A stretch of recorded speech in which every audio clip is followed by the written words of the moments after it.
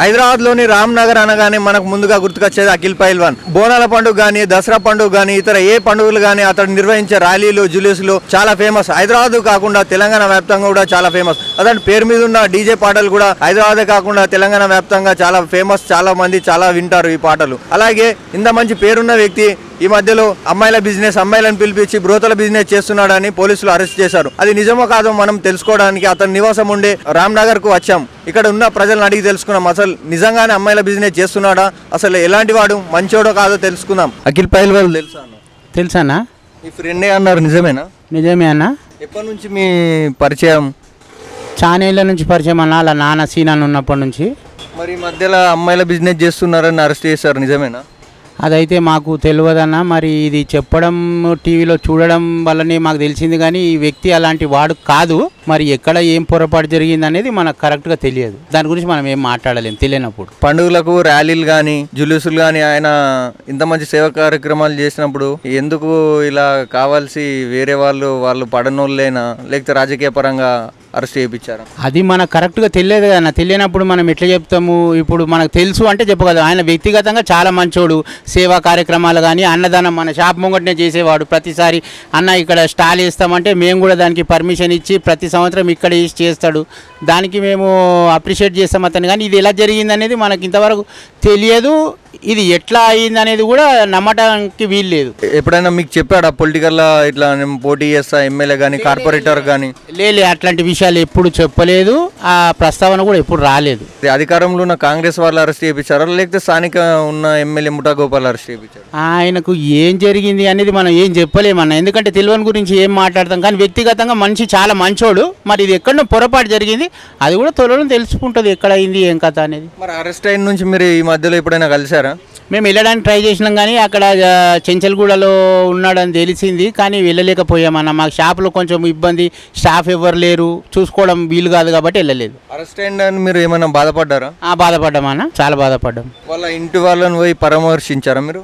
వెళ్ళలేదన్న. ఇంట్లో వెళ్తే ఇక బాధ విషయం ఎలా పరామర్శిస్తామన్నా. ఆయన వచ్చినాకనే ఏమైంది ఏంటి తెలుసుకుందామని వెయిట్ చేసి, త్వరలో బెయిల్ వస్తుందని విన్నాను. మరి ఎంతవరకు అది తెలియదు మనకు కూడా. మరి పోలీసు వాళ్ళు తప్పుడు సమాచారంతో అరెస్ట్ చేశారా? మరి అదే చెప్తున్నా కదన్నా, మనకు తెలియంది మనం ఏం చెప్పలేమని. ఇంత మంచి రామ్నగర్కు పేరు వచ్చిందంటే అఖిల్ పైల్వాన్ చేసుట్లనేనా? అంతే కదన్నా. మరి ఒక రామ్నగర్కు పేరు వచ్చింది అంటే అతనే కదా. ఎక్కడి నుంచో ఊర్ల నుంచి, అక్కడ నుంచి, ఇక్కడ నుంచి వచ్చి ఈ బోనాల పండుగకు అతి బ్రహ్మాండంగా చేసే వ్యక్తి అతను ఒక్కడే ఇక్కడ.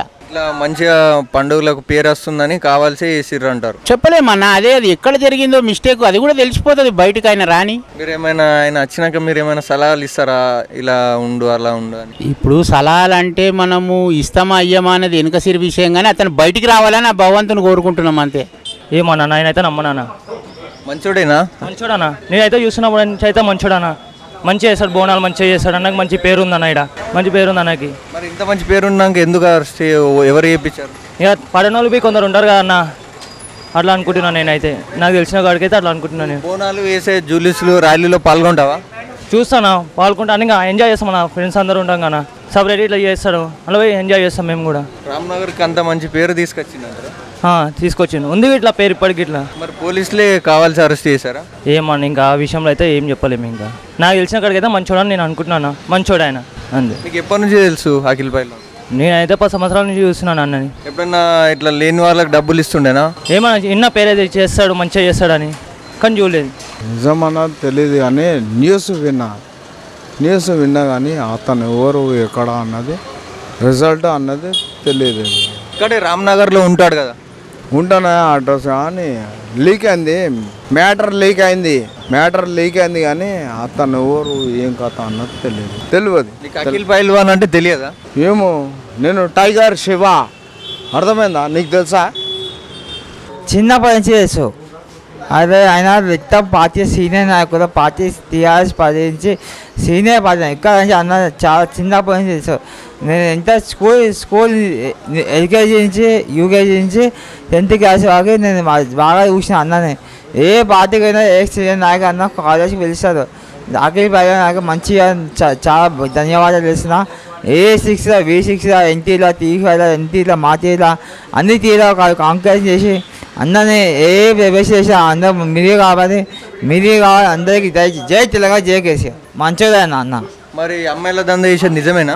అన్న అవునన్న నిజమే, ఆ మాట నిజమే. అమ్మాయిల దందా చేస్తాడా అన్న? ధన్యవాదాలు చేస్తాడు. అందుకనే పోలీస్ స్టేషన్లో ఉన్నారు.